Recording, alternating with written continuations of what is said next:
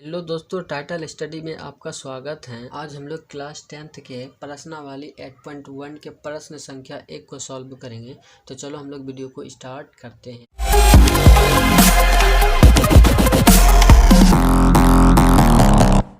सबसे पहले हम लोग सीखेंगे कि कर्ण किस भुजा को कहा जाता है, लंब किस भुजा को कहा जाता है और आधार किस भुजा को कहा जाता है।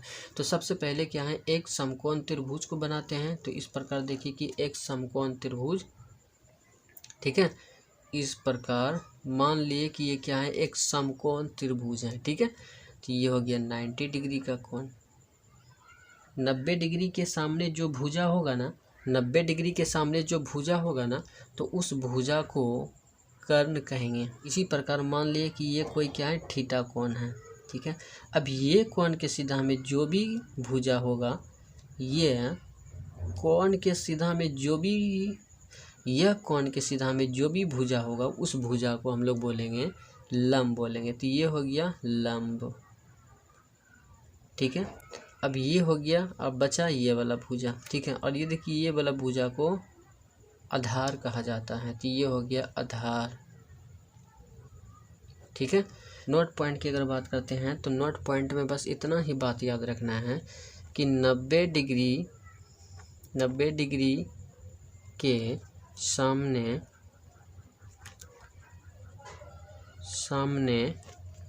जो 90 डिग्री के सामने जो भुजा होता है वह हमेशा कर्ण होता है। ठीक है, तो ये हो गया पहला नोट पॉइंट। अब देखिए कि दूसरा नोट पॉइंट क्या है कि कोण के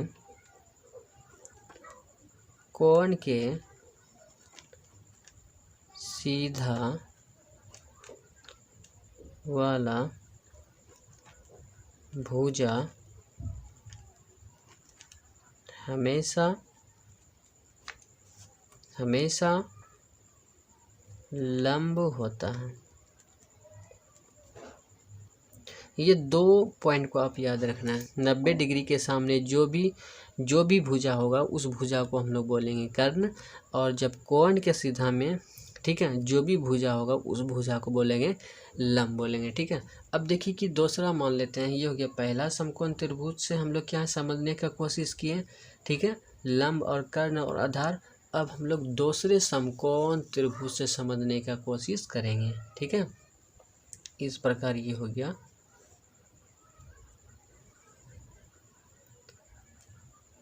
इस प्रकार ये हो गया समकोण त्रिभुज। ये हो जाएगा 90 डिग्री। 90 डिग्री के सीधा में जो भुजा होगा वो होगा कर्ण। तो ये हो गया कर्ण। मान लिए कि यहाँ क्या है, कोण थीटा है। ठीक है, मान लिए कि यहाँ कोण थीटा है। अब इस कोण के सामने जो भुजा होगा वह लंब हो जाएगा। ठीक है, अब इस कोण के सीधा में जो भुजा होगा वह लंब हो जाएगा। अब ये क्या हो गया, लंब हो गया। ठीक है, अब इसको हम लोग क्या बोलेंगे, लंब बोलेंगे। तो ये हो जाएगा लंब। ठीक है, अब ये हो जाएगा आधार। और 90 डिग्री के सीधा में जो भुजा होगा उसको हम लोग कर्ण बोलेंगे। ठीक है, तो यहाँ समझने में कोई प्रॉब्लम, या तो कोण यहाँ हो या तो कोण यहाँ हो। ठीक है, यह कोण के सीधा में जो भुजा होगा वह भुजा लंब कहलाएगा, यह कोण के सीधा में जो भुजा होगा वह लंब कहलाएगा। इस प्रकार हम लोग बेसिक कुछ नोट पॉइंट सीखें। लोग प्रश्न को सॉल्व करेंगे। तो देखिए पहला प्रश्न क्या बोल रहा है कि त्रिभुज ABC में जिसका कोण 20 समकोण है और AB 24 सेंटीमीटर है और BC 7 सेंटीमीटर है, तो निम्नलिखित का मान ज्ञात कीजिए। ठीक है, तो सबसे पहले क्या है, एक समकोण त्रिभुज को यहाँ बना लेते हैं। ठीक है, तो यहाँ देखिए कि समकोण एक त्रिभुज को, ठीक है, इस प्रकार समकोण त्रिभुज को क्या करते हैं, बना लेते हैं। तो ये हो गया समकोण त्रिभुज। ठीक है, ये हो जाएगा ABC। तो जिसका यहाँ देखिए कि B क्या है, ठीक है, B यहाँ पे दिया है कि B समकोण है। ठीक है, तो ये हो गया आपका 90 डिग्री। ये B कोण कितना हो गया, 90 डिग्री हो गया। जहाँ AB जो है ना 24 सेंटीमीटर दिया है, तो यहाँ लिखेंगे AB 24 सेंटीमीटर। ठीक है। और BC देखिए कितना 7 सेंटीमीटर दिया है, तो ये हो जाएगा BC 7 सेंटीमीटर, ठीक है। और ये AC का मान दिया ही नहीं। जैसे कि हम लोग जानते हैं कि 90 डिग्री की जो सीधा में जो भुजा होता है वह कर्ण कहलाता है। तो इस प्रकार हम लोग बोल सकते हैं ये AC जो है ये कर्ण भुजा है। इसका मतलब ये है कि कर्ण का मान निकालना है, ठीक है। तो चलो हम लोग कर्ण का मान निकालते हैं। तो सबसे पहले यहाँ लिखेंगे त्रिभुज, यहाँ लिखेंगे त्रिभुज ABC में किसके अनुसार कर्ण का मान निकालना है, पाइथागोरस प्रमेय के अनुसार, ठीक है। तो यहाँ लिखेंगे पाइथागोरस प्रमेय से, ठीक है, पाइथागोरस प्रमेय से, ठीक है। तो इस प्रकार यहाँ लिखेंगे AC बराबर, तो कर्ण बराबर क्या होता है, रूट के अंदर लंब पे स्क्वायरिंग प्लस आधार पे स्क्वायरिंग होता है, ठीक है, यही होता है ना। अब देखिए कि लंब कितना है, तो यहाँ लंब देखिए कि यहाँ 7 दिया है, ठीक है। तो यहाँ लिखेंगे 7 पे स्क्वायरिंग। अब देखिए कि आधार है ना, तो आधार का देखिए कि मान कितना दिया है यहाँ 24 सेंटीमीटर, ये हो जाएगा 24 पर स्क्वायरिंग हो जाएगा। जब 7 का स्क्वायरिंग किए, ठीक है, तो ये हो जाएगा 49, जबकि 24 का जब स्क्वायरिंग करेंगे तो ये हो जाएगा 576 हो जाएगा। तो 49 को जब 576 के साथ जोड़ें ये हो जाएगा 625, ठीक है। कितना हो जाएगा 625। तो जैसे कि हम लोग जानते हैं कि 625 का जो वर्गमूल होता है तो वह होता है 25 होता है, ठीक है। तो इस प्रकार हम लिख सकते हैं कि AC का जो मान निकला है वह 25 निकला है, ठीक है। तो इस प्रकार यहाँ लिख दिए 25 सेंटीमीटर, ठीक है। अब देखिए कि पहला प्रश्न क्या बोल रहे हैं कि साइन A और कोस A का मान निकालना है, ठीक है। तो चलो हम लोग साइन A का मान निकालते हैं, ठीक है। इस प्रकार तो ये हो जाएगा साइन A और ये हो गया कोस A। तो यहाँ देखिए कि साइन के जो एंगल में क्या है A है, ठीक है। तो साइन का जो मान निकालना है कि A के रिस्पेक्ट में मान निकालना है ना, ठीक है। और यहाँ कोस का भी जो मान निकालना है ये भी क्या है A के रिस्पेक्ट में मान निकालना है। तो चलो हम लोग साइन का जो मान निकालता है A के रिस्पेक्ट में, तो यहाँ जो हम लोग एंगल लेंगे, ठीक है, यहाँ भी हम लोग, ठीक है, A के रिस्पेक्ट में ही हम लोग एंगल लेंगे। तो जैसे ये कोण बना, ये एंगल हुआ, तो जैसे हम लोग जानते हैं कि ये जो एंगल हुआ तो इसके सीधा में जो भुजा होगा, ठीक है, वह लंब होगा, तो ये हो जाए क्या, लंब हो गया, ठीक है। तो लंब कितना हो गया, यहाँ 7 हो गया। ये जो 90 डिग्री के सीधा में जो भुजा है वह कर्ण हो गया, ठीक है। तो इस प्रकार हम लोग लिख सकते हैं कि साइन A बराबर जो होता है वह लंब बटे कर्ण होता है, ठीक है। यहाँ लंब 7 है तो यहाँ लिखेंगे 7, ठीक है। अब कर्ण कितना है 25, तो यहाँ लिखेंगे 25 सेंटीमीटर। देखिए कि साइन A का मान निकाल दिए।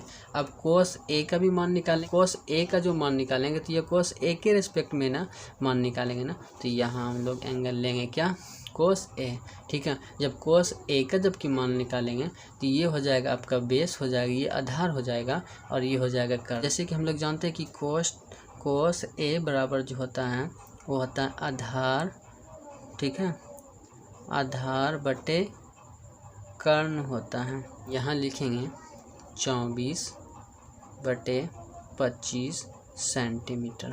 अब हम लोग दूसरे प्रश्न को सॉल्व करते हैं। तो देखिए दूसरा प्रश्न क्या है कि साइन C और ये कोस C का क्या है, मान निकालना है, ठीक है। तो ये हो जाएगा साइन C और कोस C का मान निकालते हैं, ठीक है। यहाँ देखिए कि साइन के एंगल में क्या है, C है, तो C के रेस्पेक्ट में क्या है, साइन का मान निकालना है और कोस का मान निकालना है। यहाँ जो है ना A के रेस्पेक्ट में निकालें, ठीक है। तो अब हम लोगों को निकालना है कि C के रेस्पेक्ट में, तो एक समकोण त्रिभुज और बनाना पड़ेगा, ठीक है, क्योंकि C के रेस्पेक्ट में निकालेंगे ना, तो ये मान लिए कि ये क्या है, समकोण, ठीक है, ये हो गया,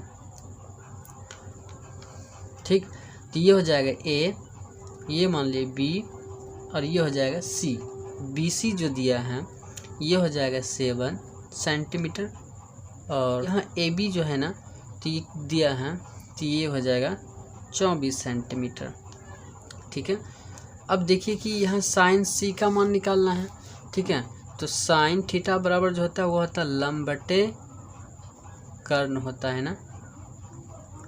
ठीक है, तो यहाँ देखिए एंगल में क्या है, सी है, तो सी के रेस्पेक्ट में साइन का मान निकालना है। अब देखिए यहाँ ए सी कितना निकला था, 25 सेंटीमीटर, तो यहाँ लिखेंगे 25 सेंटीमीटर। लंब कितना हो जाएगा, 24 सेंटीमीटर हो जाएगा, और कर्ण कितना हो जाएगा, 25 सेंटीमीटर हो जाएगा। ठीक है, तो ये हो जाएगा लंब 24 सेंटीमीटर और कर्ण कितना हो जाएगा, 25, तो ये हो जाएगा 25 सेंटीमीटर। ठीक है, इसी तरीक़ा से cos c का मान निकालेंगे, तो cos c बराबर जो होता है वो होता है आधार बटे कर्ण होता है।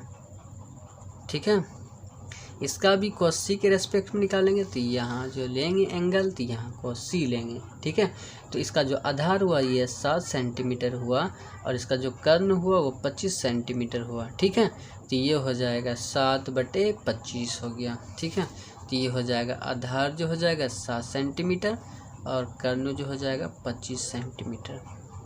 अभी हम लोग 8.1 के प्रश्न संख्या 1 को सॉल्व किए। तो अगर ये आपको वीडियो अच्छा लगता है तो एक लाइक कर दीजिएगा, और चैनल पर नए हैं तो चैनल को सब्सक्राइब करके बेल आइकन को प्रेस कर दीजिएगा, जिससे हर आने वाली वीडियो का नोटिफिकेशन समय समय पर आपको मिलती रहे।